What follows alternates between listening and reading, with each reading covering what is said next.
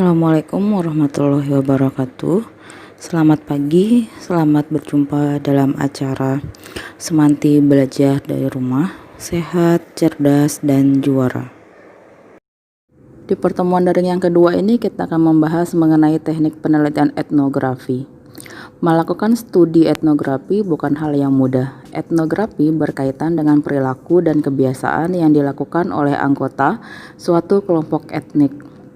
Peneliti perlu mengumpulkan data dari penduduk suatu kelompok etnik. Kemudian, data tersebut akan diolah dan dianalisis hingga menjadi sebuah tulisan etnografi.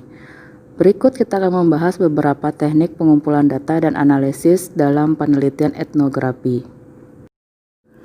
Teknik penggalian data dalam penelitian etnografi biasa juga disebut dengan teknik pengumpulan data.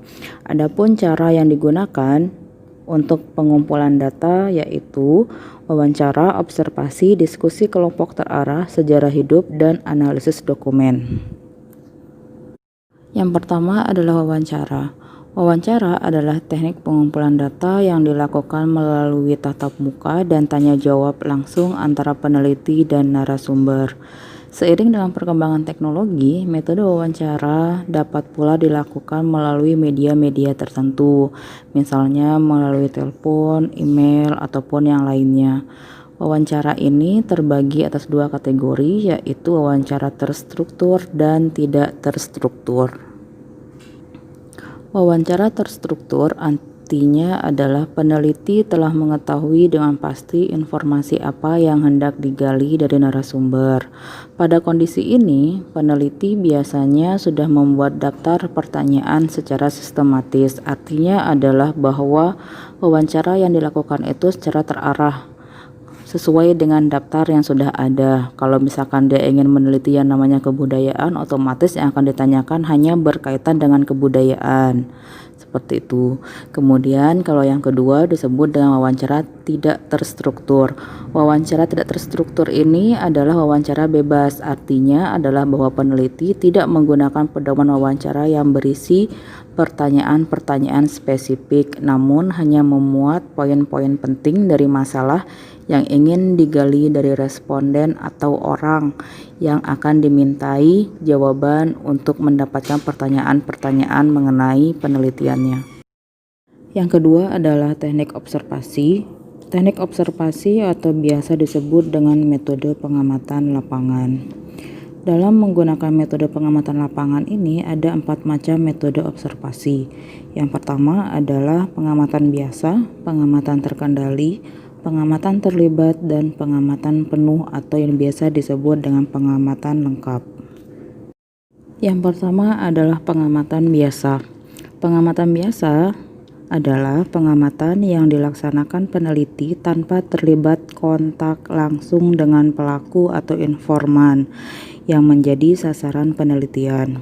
Contohnya, peneliti yang sedang mengamati kemacetan lalu lintas, ia bisa duduk di warung tepi jalan, tetapi tidak ikut terlibat dalam arus kemacetan lalu lintas tersebut.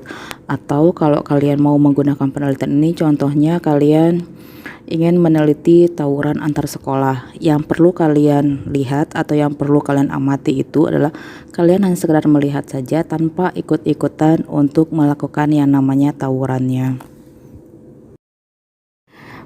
Yang kedua yaitu pengamatan terkendali. Pengamatan terkendali ini artinya peneliti tidak perlu mengadakan kontak emosional dengan informan yang sedang diamati. Peneliti terlebih dahulu memilih secara khusus calon-calon informan sehingga peneliti mudah mengamatinya. Contohnya adalah jika kalian ingin mengamati boyband Korea, tidak perlu kalian mengamati semua grupnya, khusus misalkan kalian ingin mengamati EXO, berarti kalian hanya fokus kepada EXO-nya saja, tidak peduli apakah yang lainnya itu ada BTS ataupun Seventeen ataupun yang lain-lainnya. Atau contoh yang kedua, jika kalian ingin mengamati yang namanya MotoGP, kalau menggunakan pengamatan terkendali ini kalian nggak perlu mengamati semua pembalapnya, kalian hanya memilih satu saja atau mungkin dua yang mana yang kalian inginkan. Contoh, kalau seandainya kalian itu mau yang namanya mengamati Marc Marquez, berarti kalian hanya fokus ke dianya saja, tidak peduli ada yang namanya Rossi ataupun yang lainnya. Yang ketiga adalah pengamatan terlibat. Pengamatan terlibat ini pengertiannya agak sedikit berbeda dengan pengamatan biasa dan pengamatan terkendali. Kalau yang pengamatan biasa dan terkendali, peneliti itu tidak turun tangan langsung, dalam artian tidak ikut bergabung. Nah, kalau yang pengamatan terlibat ini artinya adalah peneliti atau orang yang mencari tahu mengenai informasi itu dia datang langsung, kemudian terlibat atau mengadakan yang namanya interaksi antara informan dengan sang peneliti. Misalnya kalau kalian ingin mengamati atau mengetahui yang namanya kebudayaan suku Baduy yang berada di wilayah Banten, maka kalian setidaknya harus datang juga ke wilayah Banten dan mengikuti keseharian dari masyarakat suku Baduy tersebut. Metode yang terakhir dalam pengamatan atau observasi ini dikenal dengan pengamatan penuh. Suatu pengamatan dikatakan lengkap atau penuh jika si peneliti mengidentifikasikan dirinya sebagai bagian dari masyarakat yang sedang diteliti. Artinya adalah si peneliti itu datang ke wilayah tersebut, kemudian dia diterima. Jika tadi kita sudah membahas mengenai teknik pengumpulan data melalui teknik wawancara, kemudian observasi, maka yang ketiga kita akan membahas yang namanya diskusi kelompok terarah. Diskusi kelompok terarah ini merupakan kegiatan diskusi antara peneliti dan subjek penelitian secara terarah. Yang keempat adalah sejarah hidup. Sejarah hidup merupakan catatan panjang dan perinci subjek penelitian.